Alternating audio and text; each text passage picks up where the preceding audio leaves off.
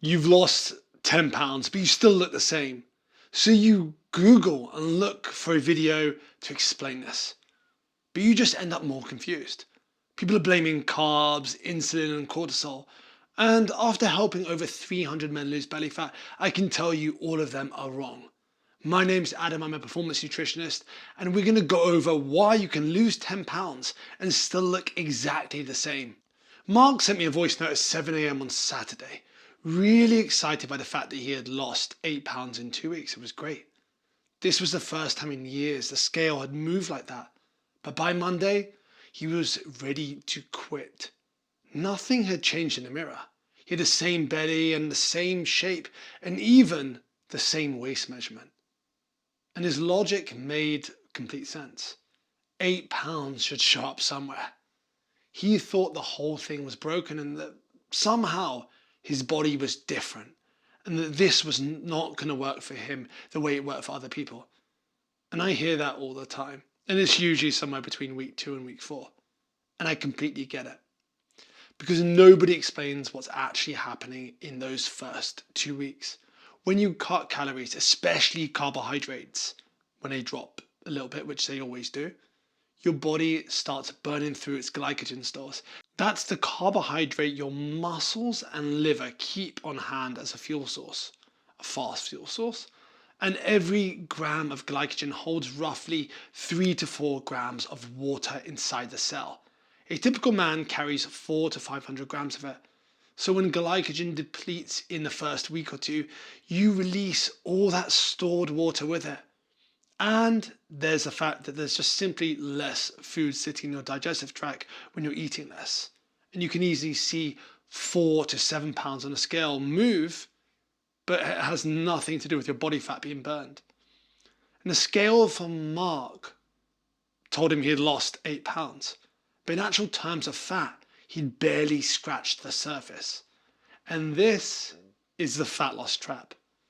The early drop feels like real progress, but it's mostly a flush glycogen, water, and gut content.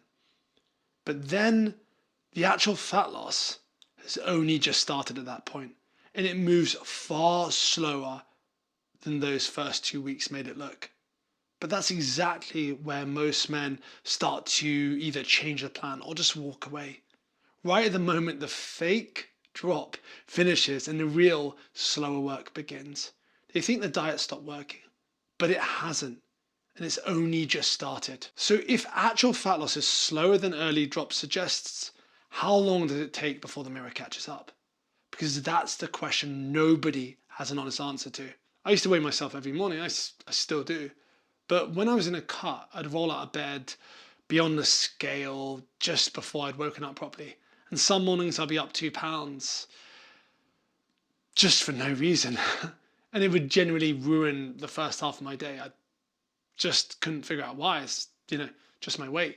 I'd sit there trying to figure out what went wrong or, what I should do better. I ran back through everything I'd eaten the night before, convinced that somehow I'd self-sabotage myself.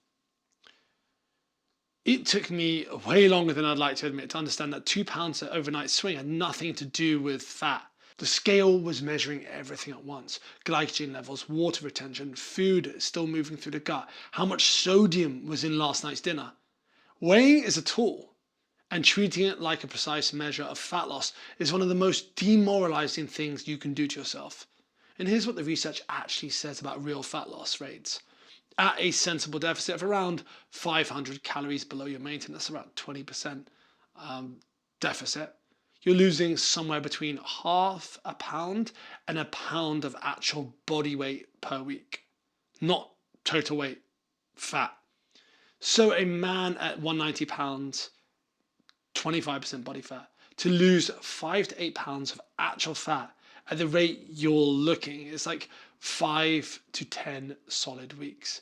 And 5 to 8 pounds of fat is roughly the threshold where men first notice things like something has significantly changed. Their clothes sit differently. Their waist measurement is moving. The face looks a bit leaner in photos. And that's about a 3 to 4% drop in body weight from fat alone. And it's the point where your eyes finally start to catch up with what the data has been showing for weeks. Before that threshold, the fat is being mobilized across your entire body simultaneously. A bit from your face, from your back, from your chest, and your arms. It's happening everywhere at once, but in small amounts. But the mirror won't register it yet because it's not enough has come off from any single place for it to just be visible. And here's what compounds that. If you're lifting while you cut, which you absolutely should be, you're maintaining or potentially building muscle at the same time. That muscle holds water and takes up space. So sometimes a man is generally leaner than he was 4 weeks ago, and the mirror still doesn't show it clearly because the muscle underneath is filling the space where the fat once was.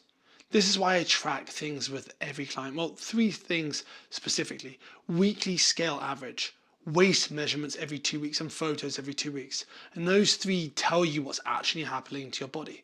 The scale on its own gives you a number that swings too much to be trusted day to day. Now, if your waist is down even a centimeter over a fortnight and your scale weight, your weekly scale weight is trending down, you are making progress. You don't need a new plan. You need to give the current one long enough for your fat loss to stack up to the point where your eyes can actually see it. And that's not me trying to keep you motivated.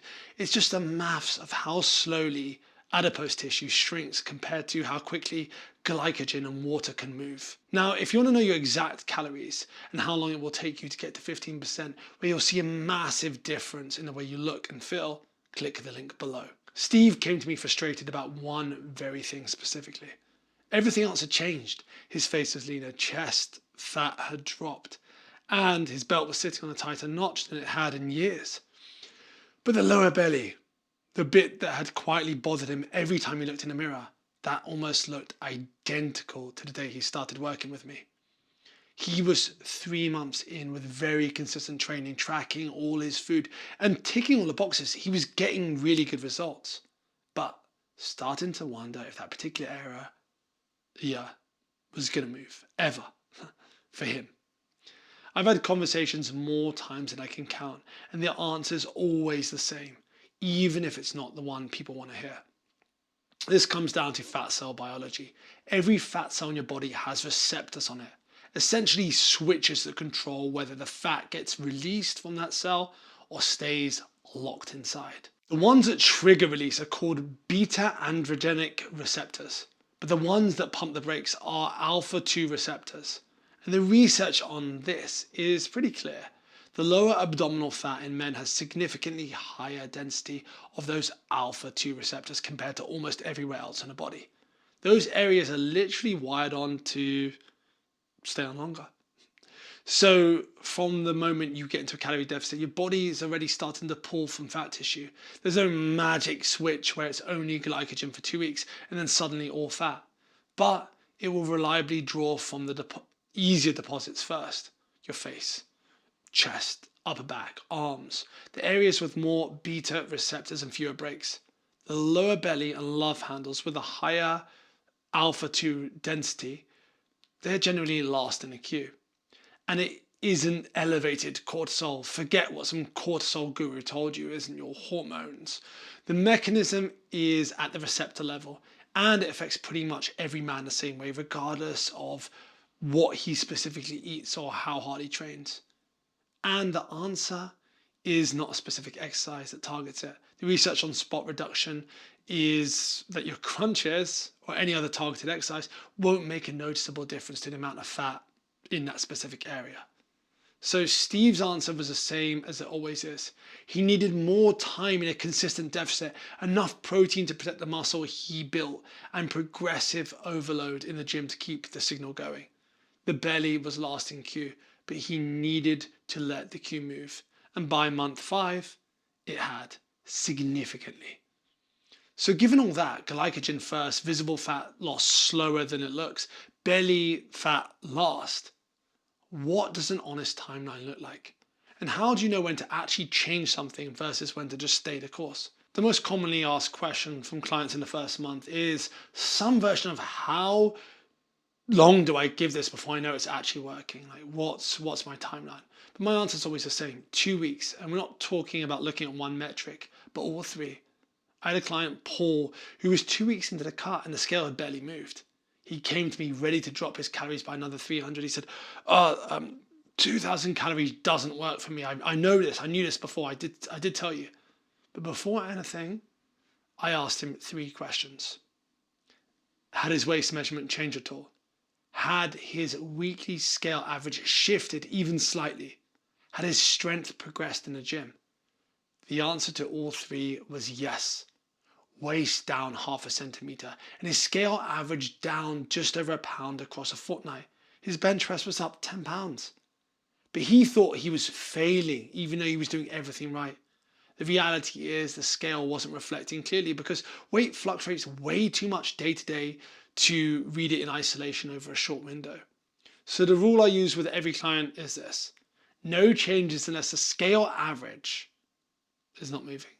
The waist measurement and the progress photos all show 0 movement across 2 full weeks. And not 3 days of a flat scale. Not even a week that felt particularly slow, but 14 days where all 3 metrics are completely stalled. And if that happens, then we actually look at what's going on. Usually there's a tracking error somewhere, a weekend pattern where calories just creep back up without anyone noticing. Or a natural drop in general movement that tends to happen when you're eating less, when your body unconsciously fidgets less, walks a bit less, walks a bit slower, takes a lift instead of a stair, stuff like that. But rarely is the answer to dramatically cut calories or add like a load of cardio. Most men change the plan or quit somewhere in the weeks 3 to 4. This is almost right before the visible results start to show up. The big glycogen drop is over. The real fat loss rate has settled in at about 1 to 2 pounds a week. And it looks like nothing for the first 2 weeks. So they assume it's just stopped working. Mark from the start of the video, I talked him down at week 2. He stayed the course. By week 8, his waist was down 3 inches. By week 12, people at the gym were asking him what he'd been taking. Sure, we made some small pivots along the way, but most of all, he stopped treating the mirror as the real-time progress report. We see ourselves every single day. The scale drops first, the body follows, and the belly is always last in line. And if you enjoyed this video, hit subscribe and watch this one next. I'll see you there.